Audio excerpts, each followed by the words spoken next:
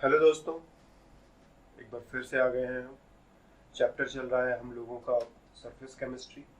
पिछले क्लास में हम लोगों ने एडजॉर्प्शन पर सारी बातें पूरी कर ली थी। इस क्लास में हम लोग कोलाइड्स को स्टार्ट करेंगे। थोड़ी बातें जो है हम कोलाइड्स के बारे में आज के क्लास में करेंगे, जो धीरे धीरे आगे बढ़ती रहेंगी। तो सबसे पहले हम लोगों को यही समझना है कि पहले ये कोलाइड्स होते क्या है। तो जैसे तुम पानी में किसी चीज को मिला दो, मान लो तुमने थोड़ा चीनी लिया और पानी लिया और दोनों को मिलाया। मिलाने से क्या हुआ? सॉल्यूशन बन गया। हम लोग कहते हैं कि सॉल्यूशन जो है ये एक होमोजीनियस मिक्सचर है। Homogeneous mixture. होमोजीनियस का मतलब क्या है? जैसे एक बाल्टी के पानी में क्या करो, तुम 100 ग्राम चीनी घोल दो और उसको उस बाल्टी के सोल्यूशन में से, बाल्टी में पानी लिया, उसमें 100 ग्राम चीनी घोल दिया, उस सोल्यूशन में से एक चम्मच निकाल करके टेस्ट करो। ऊपर से टेस्ट करो, नीचे से टेस्ट करो, दाएं बाएं कहीं से भी लेकर के एक चम्मच तुम उसको टेस्ट करोगे तो तुम पाओगे हर जगह वो उतना ही मीठा है। ऐसा नहीं कि ऊपर ज्यादा मीठा और नीचे कम मीठा, बीच में थोड़ा इंटरमीडिएट टाइप का मीठा, ऐसा कुछ नहीं। ऊपर जितना मीठा है बीच में भी उतना ही मीठा है, नीचे भी उतना ही मीठा है। तो हर जगह जो मॉलिक्यूल्स का डिस्ट्रीब्यूशन है, मॉलिक्यूल्स का डिस्ट्रीब्यूशन प्रत्येक जगह पर एक जैसा है। इसी को तुम कहते हैं होमोजीनियस मिक्सचर का होना। तो शुगर और वाटर मिल करके होमोजीनियस मिक्सचर बना रहे हैं। साथ ही साथ सोल्यूशन के अंदर ये जो शुगर के पार्टिकल्स हैं, शुगर के मॉलिक्यूल्स हैं, उनकी size of the solute particles, मतलब जो शुगर के मॉलिक्यूल्स है वो लेस देन 1 नैनोमीटर, 1 नैनोमीटर से कम रहता है। अब क्या करो, तुम थोड़ा सा स्टार्च ले लो। स्टार्च कहीं ना मिले तो मैदा होता है ना, जिससे समोसा बनाया जाता है। मैदा लाओ, 1-2 चम्मच मैदा उठा लाओ, उसमें 2-3 गिलास पानी मिला दो, मिला करके फिर से मिक्सचर बनाने की कोशिश करो। मिक्सचर बनेगा कि नहीं बनेगा? बन जाएगा। लेकिन इस बार जो मिक्सचर बनेगा वो हेट्रोजीनियस मिक्सचर है। मतलब हम ये नहीं कह सकते कि सोल्यूशन के प्रत्येक हिस्से में स्टार्च का जो डिस्ट्रीब्यूशन है वो बिल्कुल एक जैसा है। हो सकता है कहीं पर मॉलिक्यूल्स थोड़े ज्यादा हो, कहीं पर मॉलिक्यूल्स थोड़े कम हो। हम कितना भी अच्छे से मिला दें, हम होमोजीनियस इसको कह नहीं सकते। दूसरी चीज, जो स्टार्च के मॉलिक्यूल्स है मिक्सचर के अंदर, size of starch molecules inside the mixture, mixture के अंदर स्टार्च के जो मॉलिक्यूल्स का या स्टार्च के जो पार्टिकल्स का साइज है वो साइज 1 नैनोमीटर से लेकर के 1000 नैनोमीटर के बीच में रहेगा। और यही कोलाइड होने का सबसे इंपॉर्टेंट शर्त है। ये स्टार्च और वाटर का जो मिक्सचर, इस मिक्सचर को तुम कोलाइडल मिक्सचर कहोगे। कोलाइडल मिक्सचर कहोगे। किसी भी चीज को पानी में मिलाओ, वो मिक्स हो जाए पानी में, और मिक्स होने के बाद जो है पार्टिकल्स की साइज अगर तुम चेक करो, उस चीज के पार्टिकल्स की साइज को चेक करो, मिक्सचर के अंदर पार्टिकल्स की साइज क्या है। अगर पार्टिकल्स की साइज इस रेंज में आ रही है तो तुम कहोगे ये मिक्सचर जो है कोलाइडल मिक्सचर। तो कोलाइडल मिक्सचर क्या होता है? तो कोलाइडल मिक्सचर एक हेट्रोजीनियस मिक्सचर होता है जिसके अंदर डिस्ट्रीब्यूटेड पार्टिकल्स, देखो दो तरह के पार्टिकल्स होंगे, एक तो पानी के पार्टिकल्स हो गए, पानी के मॉलिक्यूल्स हो गए, दूसरा स्टार्च के पार्टिकल्स हो गए, स्टार्च के मॉलिक्यूल्स हो गए। पानी जो है मीडियम का काम कर रहा है, हम उसकी बात नहीं कर रहे हैं। ठीक,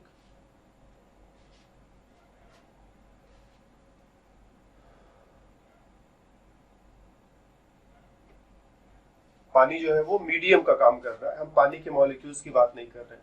पानी के अंदर जो स्टार्च के मॉलिक्यूल्स घूम रहे हैं, हम उन मॉलिक्यूल्स की बात कर रहे हैं।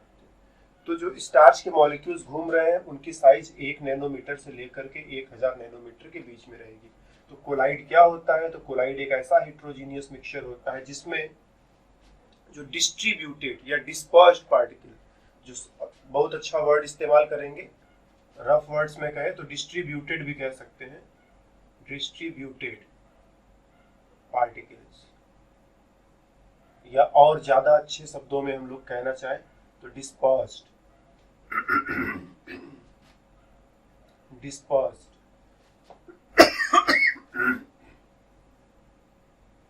Dispersed particles. तो जो ये डिस्ट्रीब्यूटेड पार्टिकल्स या डिस्पर्स्ड पार्टिकल्स की साइज है, जो स्टार्च के मॉलिक्यूल्स की साइज है, वो साइज जो है 1 नैनोमीटर से लेकर के 1000 नैनोमीटर के बीच में रहती है। अलग अलग बुक्स में ये रेंज थोड़ा बदला बदला रहता है, हमने एनसीईआरटी से उठा लिया है। एनसीईआरटी में जो रेंज दिया है उसी को हमने फॉलो किया है, बाकी दूसरी बुक्स में जो भी रेंज रहता हो तो लमसम इसी के आसपास थोड़ा, किसी बुक में थोड़ा ये रेंज चेंज भी कर देता है, उससे बहुत फर्क हम लोगों को नहीं पड़ रहा है। तो जो साइज है वो 1 नैनोमीटर से लेकर के 1000 नैनोमीटर के रेंज में रहेगी। तो हम बोलते हैं कि हमारा जो मिक्सचर है, ठीक, वो कोलाइड कहा जाएगा। तो कोलाइड क्या हुआ? कोलाइड एक ऐसा हेट्रोजीनियस मिक्सचर है जिसके अंदर जो पार्टिकल्स डिस्ट्रीब्यूटेड है या जो डिस्पर्स्ड पार्टिकल्स है उनकी साइज 1 नैनोमीटर से लेकर के 1000 नैनोमीटर के बीच में रहेगी। और तीसरा एग्जांपल, हम लोग क्या करें, थोड़ा सैंड, बालू उठा लाए, 1-2 चम्मच बालू उठा लाओ, उसमें थोड़ा पानी मिलाओ और पानी मिलाने के बाद मिक्सचर बनाने की तैयारी करो। तो तुम देखोगे जब तक तुम्हारा चम्मच चलता रहेगा, जब तक चम्मच से तुम उसको हिलाते डुलाते रहोगे, तब तक वो बालू के जो छोटे छोटे पार्टिकल्स है वो पानी में घूमते रहते हैं। जैसे तुम हिलाना डुलाना बंद करते हो, ये बालू के पार्टिकल्स नीचे जाकर के डिपॉजिट हो जाते हैं। क्यों? क्योंकि पार्टिकल्स की साइज और बड़ी हो गई। पार्टिकल्स की साइज बड़ी हो गई तो अब उस पर ग्रेविटी काम करना शुरू कर देता है। बहुत छोटे पार्टिकल्स पर, जैसे ऑक्सीजन के मॉलिक्यूल्स हवा में घूम रहे हैं, उस पर कोई ग्रेविटी काम नहीं कर रही है, या कह दो कि ग्रेविटी जो काम भी कर रही है वो उतना नहीं उस पर है कि मॉलिक्यूल जो है नीचे जा करके बैठ जाए। मॉलिक्यूल पर दूसरे फोर्सेज भी काम कर रहे हैं। तो धरती की ग्रेविटी है जो मॉलिक्यूल्स को नीचे खींच रही है। ये कहना गलत होगा कि ग्रेविटी नहीं काम कर रही है। ये कहो कि ग्रेविटी काम कर रही है, लेकिन इसके अलावा और भी फोर्सेज है। जैसे मॉलिक्यूल एक दूसरे से टकरा रहे हैं, मॉलिक्यूल को कहीं से थोड़ा बहुत हीट मिल रहा है, कुछ नहीं तो हम चल रहे हैं, ऑक्सीजन के मॉलिक्यूल्स हमारी बॉडी से टकरा जा रहे हैं। तो एक अकेले ग्रेविटी ही फोर्स नहीं है, और भी दूसरे फोर्सेज हैं। तो ग्रेविटी जो है मॉलिक्यूल्स को नीचे खींच करके रखना चाहती है, जमीन पर चिपका करके रखना चाहती है, लेकिन ऑक्सीजन के मॉलिक्यूल्स हवा में इधर उधर उड़ते रहते हैं। हालांकि वो जो है धरती को छोड़ करके धरती से चांद पर या धरती से मंगल ग्रह पर नहीं जा सकते। जो भी ऑक्सीजन धरती का है वो धरती के चारों तरफ जो है घूमता रहेगा, धरती उसको अपनी तरफ खींचती रहती है। वही तुम जब मून पर पढ़ते हो, फिजिक्स में तुम पढ़ोगे इस चीज को या पढ़ते रहते हो इस चीज को कि मून पर कोई ऑक्सीजन, कोई नाइट्रोजन, कोई एटमॉस्फेयर नहीं होता, क्योंकि मून जो है वो थोड़ा छोटा है, धरती बड़ा है, उसका मास ज्यादा है, वो ज्यादा ग्रेविटी अप्लाई करता है। मून छोटा है, वो ऑक्सीजन को उतना जोर से नहीं खींच पाता है, तो ऑक्सीजन मून से भाग जाता है। और मून पर कोई गैस नहीं है, कोई एटमॉस्फेयर नहीं है। तो जो गैसेज है उनको ग्रेविटी अपनी तरफ खींचती रहती है, लेकिन उसके अलावा गैसेज पर और भी फोर्सेज काम कर रहे हैं। कभी हम उनसे टकरा गए, कभी तुम उनसे टकरा गए, कभी वो आपस में टकरा गए, कहीं हीट वगैरह प्रोड्यूस हुआ, तो मॉलिक्यूल्स को और भी एनर्जी मिलती रहती है। उस एनर्जी की मदद से मॉलिक्यूल्स बिल्कुल जमीन पर ना चिपक करके इधर उधर हवा में घूमते रहते हैं या घूमते रहते हैं। सैंड में क्या है, मॉलिक्यूल्स की साइज थोड़ी बड़ी हो गई है, इतनी बड़ी हो गई है कि उस पर ग्रेविटी अब अच्छे से काम करने लगी है।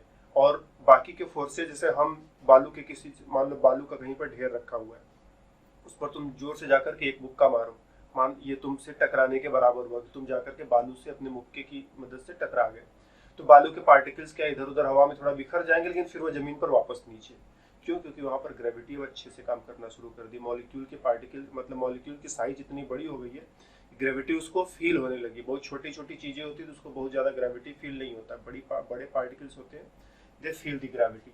तो सैंड के जो पार्टिकल्स है, बालू में पानी में तुमने बालू के पार्टिकल्स मिलाए हैं, मिक्सचर बनाया है, जब तक तुम चम्मच हिलाते डुलाते रहोगे तब तक देखोगे बालू के जो पार्टिकल्स है वो ग्लास में इधर उधर भाग रहे हैं। जैसे तुमने अपने चम्मच को रोका, वैसे बालू के पार्टिकल्स नीचे बैठना शुरू हो जाते हैं। ऐसे मिक्सचर को हम नाम देते हैं सस्पेंशन। सस्पेंशन। और इसके अंदर जो पार्टिकल्स की साइज होती है, पार्टिकल्स की साइज ऑफ द पार्टिकल्स, ये जो है 1000 नैनोमीटर से 1000 नैनोमीटर से ज्यादा होती है, मोर देन 1000 नैनोमीटर। तो 3 तरह के सिचुएशंस हो गए हमारे पास। एक हमारा सिचुएशन जैसे sugar in water, sugar plus water, पानी मीडियम का काम कर रहा है, शुगर के मॉलिक्यूल्स उसमें घूम रहे हैं, जो पार्टिकल्स की साइज है लेस देन 1 नैनोमीटर। दूसरा एग्जांपल हमने लिया स्टार्च प्लस वाटर। स्टार्च के जो मॉलिक्यूल्स या पार्टिकल्स है जो पानी में घूम रहे हैं, उनकी साइज 1 नैनोमीटर से लेकर के 1000 नैनोमीटर के बीच में। और तीसरा एग्जांपल हमने लिया सैंड प्लस वाटर। यहाँ पर जो सैंड के जो पार्टिकल्स है, जो पानी में तुम किसी तरह से चम्मच की मदद से घुमा रहे हो, वो अपने से नहीं घूमना चाहते लेकिन तुम जबरदस्ती घुमा रहे हो, उनकी साइज जो है मोर देन 1000 नैनोमीटर से ज्यादा है, 1000 नैनोमीटर से ज्यादा है। इस सिचुएशन को तुम कहते हो ट्रू सोल्यूशन, या जस्ट सोल्यूशन कहना ही काफी है, ट्रू और फॉल्स लिखने की जरूरत नहीं है, लेकिन चलो लिख दिया ट्रू सोल्यूशन, सच्चा सोल्यूशन है ये। और जब इस तरह का सिचुएशन आएगा तो तुम्हें देखने में सोल्यूशन के जैसा जरूर लगेगा, बट केमिस्ट्री में इसे हम, साइंस में इसे हम सोल्यूशन न करके कोलाइड कहते हैं। तो कोलाइड्स जो है वो भी सोल्यूशन के जैसा ही सिचुएशन है, जैसा सोल्यूशन है वैसा ही कोलाइड है, बस अंतर क्या है, सोल्यूशन इज होमोजीनियस, मतलब प्रत्येक हिस्से में चीनी के मॉलिक्यूल्स किसी भी हिस्से से एक चम्मच सोल्यूशन निकाले तो प्रत्येक हिस्से में चीनी के मॉलिक्यूल्स बराबर संख्या में प्रेजेंट होंगे, इसकी गारंटी है। लेकिन स्टार्च में सोल्यूशन जो मिक्सचर बना है वो होमोजीनियस ना होकर के हेट्रोजीनियस है, मतलब हम मिक्सचर अलग अलग हिस्सों से एक चम्मच मिक्सचर निकालते हैं, तो इस बात की गारंटी नहीं दी जा सकती कि प्रत्येक हिस्से में बराबर नंबर मॉलिक्यूल्स के होंगे, मॉलिक्यूल्स की जो संख्या है हर तरफ बराबर होगी, इसकी गारंटी नहीं दी जा सकती। दूसरी चीज, यहाँ पार्टिकल्स की साइज थोड़ी छोटी थी, यहाँ थोड़ी बड़ी हो गई।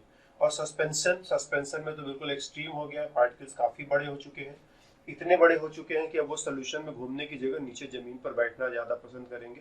तो जब तक तुम चम्मच से हिलाते डुलाते रहोगे, मॉलिक्यूल्स को एनर्जी देके घुमाते रहोगे, तब तक तो ठीक, अदरवाइज धरती उनको नीचे खींच लेगी और वो बॉटम पर नीचे जाकर के डिपॉजिट हो जाएंगे। और ये भी हेट्रोजीनियस मिक्सचर की कैटेगरी में आते हैं। तो हम लोग कोलाइड्स की बात करने जा रहे हैं। तो कोलाइड्स की बात करने से पहले तुम लोगों को कोलाइड्स को थोड़ा फील करना होता है कि कोलाइड्स एग्जैक्टली कैसे होते हैं। तो कोलाइड्स कैसे होते हैं, दो चीजों को मिलाओगे, जैसे चीनी और पानी मिलाया सोल्यूशन बन गया, स्टार्च और वाटर मिलाया सोल्यूशन के जैसा कुछ बना। ठीक, स्टार्च को मैदे को पानी में मिलाओगे, थोड़ा चिपचिपा जो है सोल्यूशन के जैसा कुछ बनेगा, तुम्हें लगेगा कि सोल्यूशन है, बट टेक्निकली उसे हम सोल्यूशन नहीं कहते, हम लोग उसे कोलाइड कहते हैं। ये कोलाइडल मिक्सचर है और इसमें स्टार्च के पार्टिकल्स की साइज 1 नैनोमीटर से लेकर के 1000 नैनोमीटर के बीच में रहती है। तो अगर हम किसी कोलाइड को थोड़ा और ध्यान से इंस्पेक्ट करें तो कोलाइड में दो पार्ट्स हो गए। एक तो जैसे वहां पानी मिलाया था, पानी को हम बोलेंगे कि पानी जो है डिस्पर्शन मीडियम कहेंगे इसको, डिस्पर्शन मीडियम। और जो स्टार्च लिया था उसे हम डिस्पर्स्ड फेज बोलेंगे, डिस्पर्स्ड फेज बोलेंगे। जैसे सोल्यूशन होता है तो सोल्यूशन में क्या होता है, सोल्यूशन में एक सॉल्वेंट होता है और एक सॉल्यूट होता है, दोनों को मिलाकर के सोल्यूशन बनता है। तो कुछ वैसा ही यहाँ पर सॉल्वेंट की जगह पर डिस्पर्शन मीडियम है, जो कि पानी भी हो सकता है और दूसरी चीजें भी ली जा सकती है। और डिस्पर्स्ड फेज, चीनी की जगह पर हमने स्टार्च लिया था, स्टार्च भी हो सकता है और भी बहुत सारी चीजें हो सकती है। तो कोलाइड्स में दो कंपोनेंट्स, सॉल्वेंट के जैसा डिस्पर्शन मीडियम, सोल्यूट के जैसा डिस्पर्स्ड फेज। डिस्पर्शन मीडियम को कह सकते हैं ये मेजर कंपोनेंट है, मतलब जो ज्यादा मात्रा में उसमें मिला हुआ है, major component of the colloid, ये कोलाइड का मेजर कंपोनेंट है। और जो डिस्पर्स्ड फेज हुआ वो क्या है, माइनर कंपोनेंट, माइनर मतलब थोड़ा सा मिलाया है, माइनर कंपोनेंट है, minor component of the colloid, ये कोलाइड्स का माइनर कंपोनेंट होगा। ठीक, इसको सोल्यूट से कंपेयर कर सकते हैं और इसको सॉल्वेंट से कंपेयर कर सकते हैं। और कोलाइड बनने के लिए इसकी साइज, पार्टिकल की जो साइज है वो इंपॉर्टेंट है, कि पार्टिकल की जो साइज है वो 1 नैनोमीटर से लेकर के 1000 नैनोमीटर के बीच में तुम्हें रखनी पड़ेगी, तभी कोलाइड बनेगा, नहीं तो कोलाइड नहीं बनेगा। जैसे तुम चीनी को पानी में मिलाओ तो चीनी के मॉलिक्यूल्स की साइज जो है 1 नैनोमीटर से कम रहती है, तो पानी में मिलाओगे तो वो कोलाइड में नहीं बदल पाएगा। वो क्या है, अगर पानी में घुला, नहीं घुला तो नीचे बैठ जाएगा, और घुला तो घुलने के बाद वो सोल्यूशन बनाएगा, कोलाइड नहीं बना पाएगा। राइट, तो चीजें अगर पानी में घुल जा रही हैं तो वो सोल्यूशन बना लेंगी, नहीं घुल पा रही है तो कुछ नहीं बनाएंगे, बस ऐसे ही पानी में नीचे जाकर के डिपॉजिट हो जाएंगे। अगर मेरे को कोलाइड बनाना है, कोलाइड बनाना है तो मुझे कुछ ऐसा इंतजाम करना होगा कि जो पार्टिकल की साइज है, पार्टिकल की जो साइज है वो 1 नैनोमीटर से लेकर के 1000 नैनोमीटर के रेंज में आ जाए। तो जो छोटे छोटे मॉलिक्यूल्स होते हैं, जैसे तुम देखते हो ना पानी का मॉलिक्यूल, कार्बन डाइऑक्साइड का मॉलिक्यूल, या फिर थोड़ा और बड़ा मॉलिक्यूल, ऑर्गेनिक केमिस्ट्री में हम थोड़ा चले आए, थोड़ा कार्बन चेन हम बड़ा कर दें, ब्यूटाइल अल्कोहल का मॉलिक्यूल, थोड़ा और बड़ा मॉलिक्यूल ले ले जिसे तुम ग्लूकोज कहते हो, फॉर्मूला लिखते हो C6H12O6, काफ़ी सारे आइटम्स हैं। स्ट्रक्चर ग्लूकोज का तुम बनाओगे तो ग्लूकोज का स्ट्रक्चर कुछ इस वे में तुम बना सकते हो। समझ में ना आए तो परेशान मत होना, हम यहाँ स्ट्रक्चर को समझाना भी नहीं चाहते हैं, जस्ट हम लिख करके इस बात को कंफर्म कराना चाहते हैं कि ये मॉलिक्यूल थोड़ा बड़ा है, इनकी और इनकी तुलना में ग्लूकोज का मॉलिक्यूल क्या है, वो थोड़ा बड़ा है। सुगर मॉलिक्यूल, सुगर का मॉलिक्यूल C12H22O11, इससे इसकी तुलना करो, यहाँ 6 कार्बन, यहाँ 12 कार्बन, मतलब इसकी तुलना में ये मॉलिक्यूल लगभग दोगुना है, लगभग दोगुना है, दोगुने से थोड़ा सा कम है। जैसे इसका मॉलिक्यूलर वेट निकालोगे तो 180 आएगा, 180 का दोगुना कितना होता है, 360, 360 में से 18 माइनस कर दो तो 342, ये है शुगर मॉलिक्यूल का मॉलिक्यूलर वेट। तो 180 के दोगुने से थोड़ा पीछे रह गया है, तो ग्लूकोज की तुलना में शुगर का मॉलिक्यूल लगभग दोगुने वेट का है। तो ये मॉलिक्यूल, जैसे पानी का मॉलिक्यूल तो देखने में बड़ा छोटा तुम्हें फील ही हो रहा है, कार्बन डाइऑक्साइड छोटा फील हो रहा है, ये थोड़ा बड़ा फील हो रहा है, ये थोड़ा और बड़ा फील हो रहा है। इसका स्ट्रक्चर हमने नहीं बनाया है, लेकिन कार्बन एटम्स की संख्या काउंट कर लो, यहाँ 6 और यहाँ 12, तो समझ में आएगा कि मॉलिक्यूल और बड़ा है। लेकिन ये सभी मॉलिक्यूल जितने बड़े होने के बावजूद भी इनकी साइज अभी कोलाइडल रेंज में नहीं पहुंची, ये सभी 1 नैनोमीटर से नीचे रहते हैं। तुम चीनी को पानी में घोलो, ग्लूकोज को पानी में घोलो, कार्बन डाइऑक्साइड को पानी में घोलो, ब्यूटाइल अल्कोहल को पानी में घोलो, ये सारे कंपाउंड्स पानी में जब जाएंगे तो पानी में जाकर के कोलाइड नहीं बनाते, सारे के सारे कंपाउंड्स पानी के साथ मिलकर के सॉल्यूशन बनाते हैं। क्यों? क्योंकि मॉलिक्यूल्स की साइज छोटी है। फिर हम बड़ा मॉलिक्यूल कहाँ से लाएं, बड़ा मॉलिक्यूल कहाँ से लाएं? तो एक टर्म होता है पॉलीमर, तुम पता नहीं समझते हो कि नहीं समझते हो, ये ऑर्गेनिक केमिस्ट्री में आता है, पॉलीमर्स। पॉलीमर्स में क्या होता है, हम लोग आगे लिखते हैं। पॉलीमर्स, पॉलीमर्स में क्या होता है कि ढेर सारे छोटे छोटे मॉलिक्यूल्स आपस में ज्वाइन होकर के एक बड़ा चेन बना लेते हैं। तो ये अकेले अगर एक इंडिविजुअल छोटा मॉलिक्यूल था तो 1 नैनोमीटर से नीचे था, लेकिन ऐसे ऐसे ढेर सारे हजारों मॉलिक्यूल मिलकर के बड़ा चेन बना लेते हैं। जैसे हम लोग मोतियों की माला बनाते हैं ना, फूलों की माला बनाते हैं, ढेर सारे फूलों को धागे में एक दूसरे से जोड़ करके बड़ा माला बना लेते हो, वैसे ही मॉलिक्यूल एक दूसरे को पकड़कर लंबे लंबे चेन बना लेते हैं। और इन बड़े मॉलिक्यूल्स को तुम कहते हो पॉलीमर्स। जैसे एक पॉलीमर है, हम लोग ऑर्गेनिक केमिस्ट्री में पढ़ेंगे कि ये इथाइलिन कहते हैं उसको ना, इथाइलिन। इथाइलिन के ढेर सारे मॉलिक्यूल्स, मान लो n मॉलिक्यूल्स, आपस में मिल करके CH2 n टाइम्स, ठीक, पॉलीइथाइलिन बना लेते हैं, पॉलीइथाइलिन। या फिर तुम इसे पॉलीथीन भी कह सकते हो, ये वही वाला पॉलीथीन है जो हम लोग अपने डेली लाइफ में इस्तेमाल करते हैं। बाजार में जाते हो कुछ सामान लेने तो घर से झोला लेकर के निकलते नहीं हो, बाजार में पहुंचोगे, सामान लेने के बाद दुकान से कहोगे इसको जो है पॉलीथीन बैग में डाल दो, तो ये वही वाला पॉलीथीन है। इसके अलावा ग्लूकोज, ग्लूकोज का फॉर्मूला क्या है, C6H12O6। ग्लूकोज के ढेर सारे मॉलिक्यूल्स मिल करके, C6, इसमें से 2 हाइड्रोजन कम कर दो, इसमें से 1 ऑक्सीजन कम कर दो, H10O5, और n मॉलिक्यूल्स है, इसको n टाइम्स कर दो। तो ये ग्लूकोज के ढेर सारे मॉलिक्यूल्स एक साथ मिलकर के स्टार्च बना लेते हैं, और प्रत्येक बार जब 2 मॉलिक्यूल्स को जोड़ोगे तो पानी का एक मॉलिक्यूल बाहर निकल जाएगा। तो N-1H2O लिख करके तुम इक्वेशन बैलेंस कर सकते हो। इक्वेशन न भी समझ में आ रहा हो तो इतना तो समझ में आ रहा होगा ना कि ग्लूकोज के ढेर सारे मॉलिक्यूल्स मिलकर के एक बड़ा मॉलिक्यूल बना दिए जिसे स्टार्च कहते हैं। ये मॉलिक्यूल लेस देन 1 नैनोमीटर था, लेस देन 1 नैनोमीटर था, लेकिन इस मॉलिक्यूल की साइज क्या है, हमने ढेर सारे फूलों को जोड़ करके बड़ा सा माला बना लिया है, ढेर सारे मोतियों को जोड़ करके बड़ा सा हार बना लिया है, जिसकी साइज अब बड़ी मोती की तुलना में तो बड़ी होगी ही होगी। तो स्टार्च का जो मॉलिक्यूल है इसकी साइज जो है it is 1 nanometre to 1000 nanometre के रेंज में आ जाता है।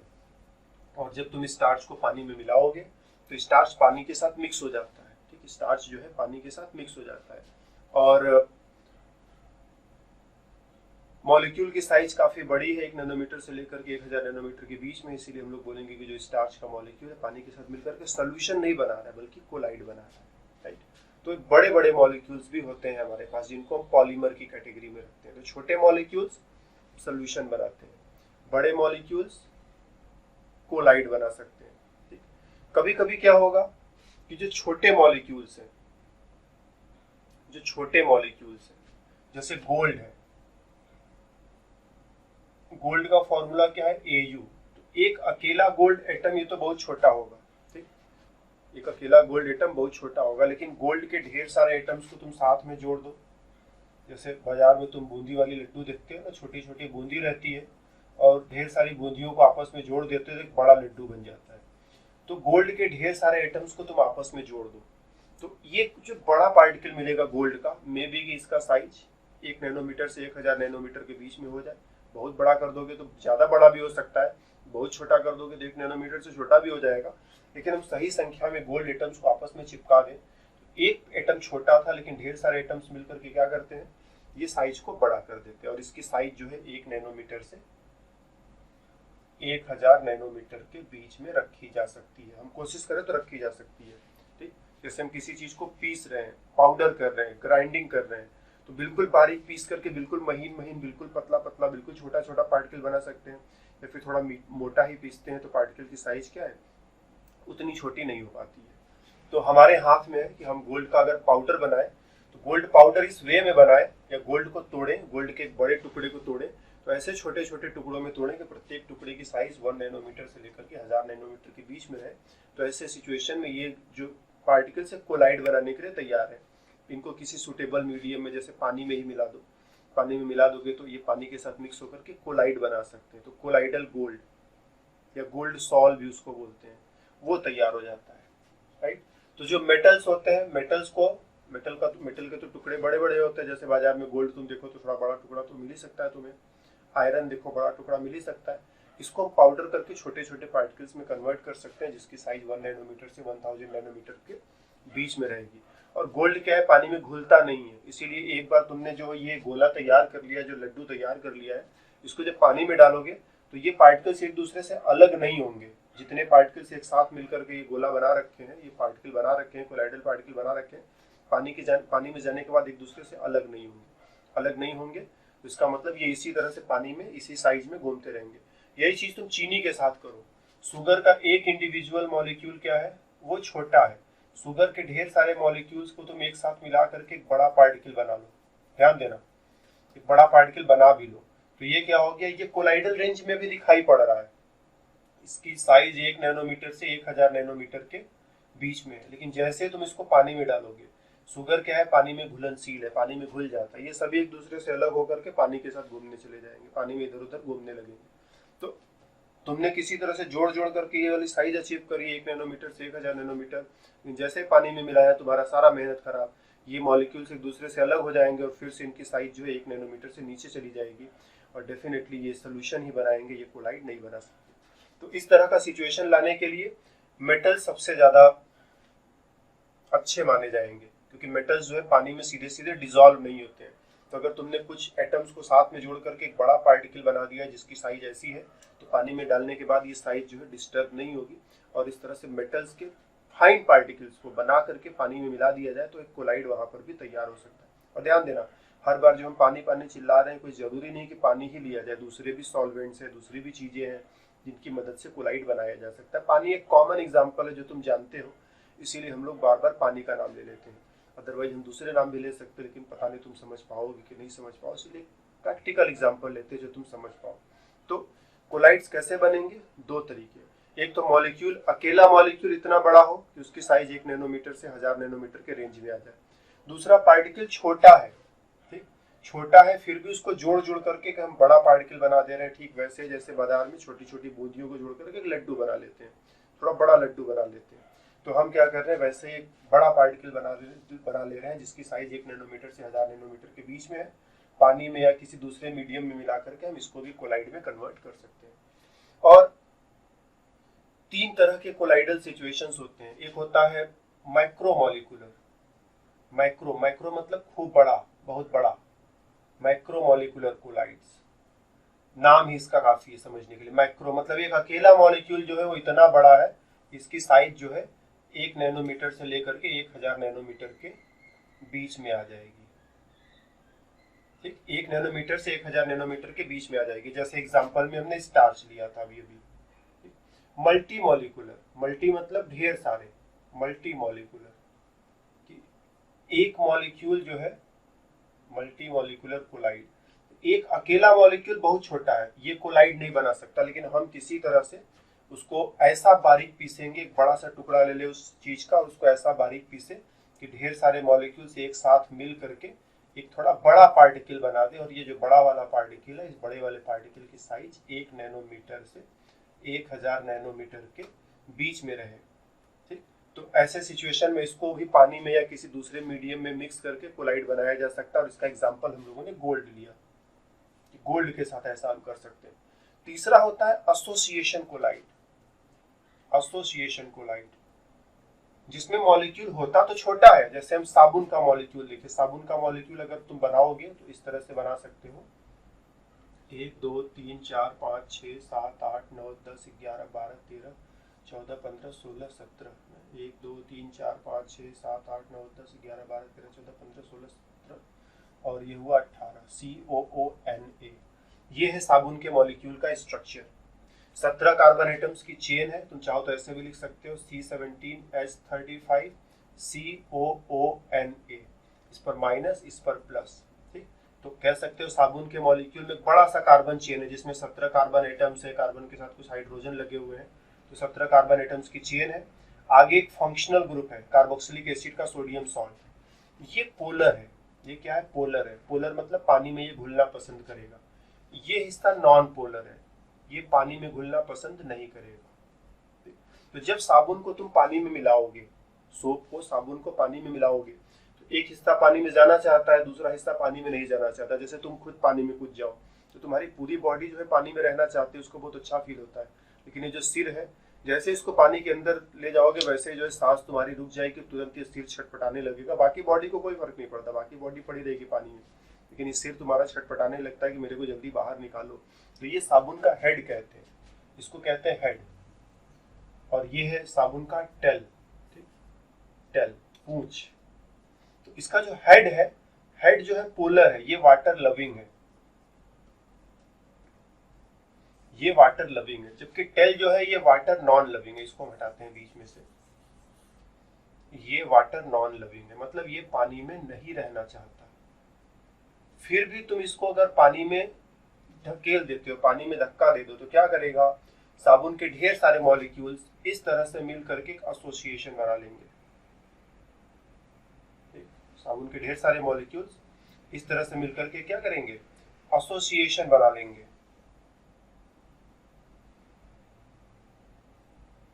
एसोसिएशन बना लेंगे जिसमें ये हेड वाला हिस्सा, इसको तोड़ दोगे यहाँ से तो सोडियम पर प्लस हो जाएगा और इस पर माइनस हो जाएगा। सोडियम गया पानी में घूमने के लिए और COO माइनस यहाँ पर ऐसे ही पड़ा हुआ है, तो COO माइनस COO माइनस, इसका सोडियम पानी में गया घूमने, COO माइनस यहाँ पर भी इसी तरह से, सब जगह इसी तरह से लिख डालो एक बार, तो तुम देखोगे ये जो सोप के मॉलिक्यूल्स हैं, जो साबुन के मॉलिक्यूल्स हैं,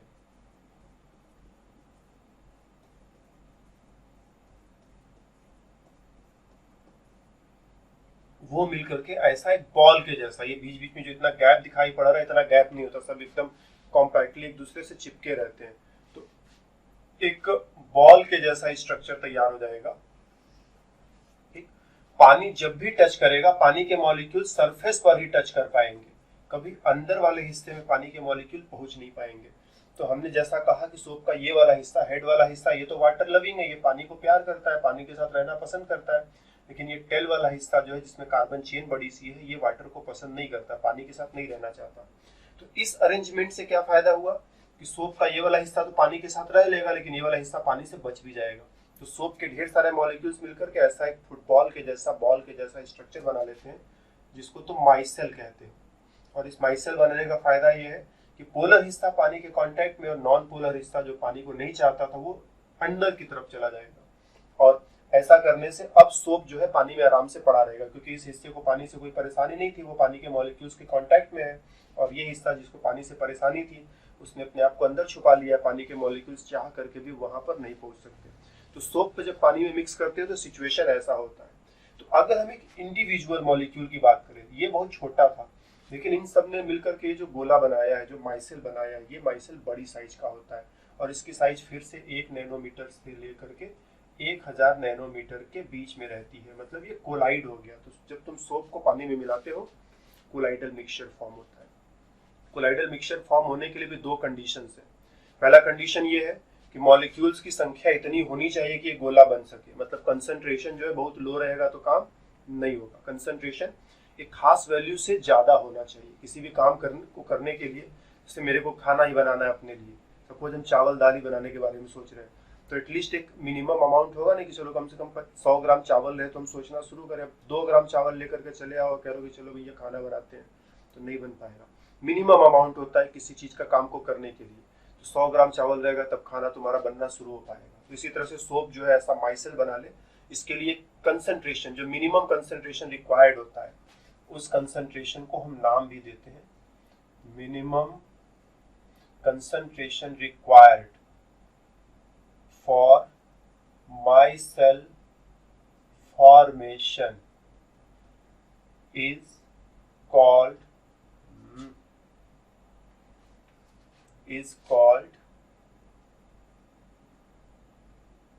critical micellar concentration। अगर इससे कम रहेगा तो कोई बात नहीं की जा सकती। फिर ये जो हम लोग बना रहे थे कि माइसेल बन जाएगा, ऐसा कोई माइसेल नहीं बनेगा। क्रिटिकल माइसेलर कंसंट्रेशन, शॉर्ट में CMC। साथ ही साथ तुम्हें टेम्परेचर भी एक खास टेम्परेचर, जैसे मान लो तुम खाना ही पकाने जा रहे हो, पता चला कि तुम्हारे जो बर्तन का टेम्परेचर है वो बढ़ता है नहीं, 50 डिग्री सेल्सियस के ऊपर जाता है नहीं, तो बन चुका खाना। 50 डिग्री सेल्सियस पे कोई खाना बनता है? तो यहाँ पर भी माइसेल बनने के लिए भी एक खास टेम्परेचर की जरूरत होती है। उससे कम टेम्परेचर रहेगा तो काम नहीं होगा, उससे ज्यादा रहेगा तो काम हो सकता है। उसको बोलते हैं क्राफ्ट टेम्परेचर। जिसके ऊपर ही ये माइसेल बनेगा और उसके नीचे रहेगा तो माइसेल नहीं बनेगा। तो यहाँ पर ये जो माइसेल की साइज कितनी है, 1 नैनोमीटर से लेकर के 1000 नैनोमीटर के बीच में, मतलब बोले तो कोलाइडल साइज में। तो साबुन जब पानी में जाएगा, कंसंट्रेशन अगर इससे ज्यादा रहा, टेम्परेचर इससे ज्यादा रहा, तब तो ठीक है, वो कोलाइड बना पाएगा, नहीं तो जो है वो पानी में ऐसे ही पड़ा रहेगा लेकिन कोलाइड नहीं बनाएगा। और इस तरह के कोलाइड को हम बोलते हैं एसोसिएशन कोलाइड। एसोसिएशन, इन्होंने एक एसोसिएशन बना करके पार्टिकल को बनाया। ध्यान देना, हमने कुछ नहीं किया, मेरा कोई रोल नहीं है, ये अपने आप हो रहा है। पिछले वाले केस से इसको कंपेयर करें तो पिछले वाले केस में हम कोशिश करते थे कि लोहे का एक बड़ा टुकड़ा है या गोल्ड का एक बड़ा टुकड़ा है, उसको छोटे छोटे पार्टिकल्स में ऐसे तरीके से तोड़ें कि पार्टिकल की साइज जो है इस रेंज में चली जाए। तो ये मेरी कोशिश थी। इस बार हमारी कोशिश नहीं है, इस बार मॉलिक्यूल अपने से मिलकर के एसोसिएशन बना ले रहे हैं ताकि एक हिस्सा पानी से मुलाकात कर सके और दूसरा हिस्सा पानी से बच सके। तो इस तरह के कोलाइड को बोलते हैं एसोसिएशन कोलाइड, राइट। तो ये 3 तरीके हो गए। एक तो मॉलिक्यूल ऑलरेडी इतना बड़ा है जो सीधे सीधे कोलाइडल रेंज में चला आया, जैसे स्टार्च का नाम हमने लिया। स्टार्च बहुत बड़ा मॉलिक्यूल है, पानी में सीधे जो है मिक्स होकर के वो कोलाइड बना डालेगा, पानी में सीधे सीधे मिक्स होकर के कोलाइड बना डालेगा। कोई 3-5 करने की जरूरत नहीं है, पार्टिकल की साइज ऑलरेडी काफी बड़ी है।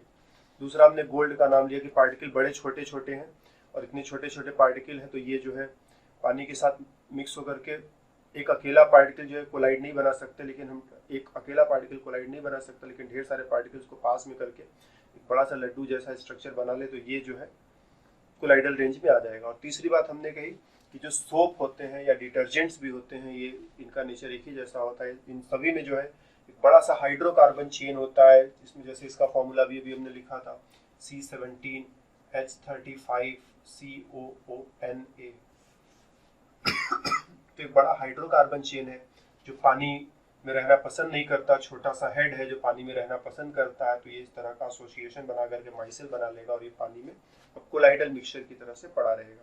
तो 3 तरह के कोलाइड्स, माइक्रोमोलिकुलर एक अकेला बड़ा सा मॉलिक्यूल है, मल्टी मॉलिक्यूलर छोटे छोटे मॉलिक्यूल्स को हम जोड़ करके कोलाइडल साइज तैयार कर रहे हैं, और तीसरा एसोसिएशन जिसमें एक अकेला मॉलिक्यूल तो छोटा है लेकिन ढेर सारे मॉलिक्यूल्स मिल करके एक बड़ा एसोसिएशन तैयार करते हैं जो कोलाइडल रेंज में होता है। तो ये हुआ कोलाइड्स का एक छोटा सा इंट्रोडक्शन कि कोलाइड्स क्या होते हैं, राइट। एक और बात यहाँ पर हम लगे हाथ कह दें, दो तरह के कोलाइड्स तुम्हें देखने को और मिलेंगे, एक लायोफिलिक, अच्छा ठीक है इसको हम लोग जो है ना छोड़ देते हैं, इसको हम लोग दूसरे क्लास में देखेंगे, यहाँ पर ज़्यादा खिचड़ी करके जो पढ़ाया है ना वो भी सत्यानाश हो जाएगा। तो कोलाइड्स क्या होते हैं, हम लोगों ने बातें करी कि कोलाइड्स में जो पार्टिकल की साइज होती है वो इंपॉर्टेंट होती है। कोलाइड्स सोल्यूशन से थोड़ा आगे लेकिन सस्पेंशन से थोड़ा पीछे, सस्पेंशन और सोल्यूशन के बीच में रहते हैं। और पार्टिकल्स की जो साइज अचीव करनी है वो कैसे कैसे अचीव करनी है, तीन तरीके से अचीव कर सकते हो, और तीनों का नाम भी हमने दिया, macromolecular, multi molecular and association colloids. तो कोलाइड्स के इंट्रोडक्शन में हमारी तरफ से इतना ही, फिर मिलेंगे दूसरे क्लास में, तो बातें और भी होंगी, तब तक के लिए बाय बाय।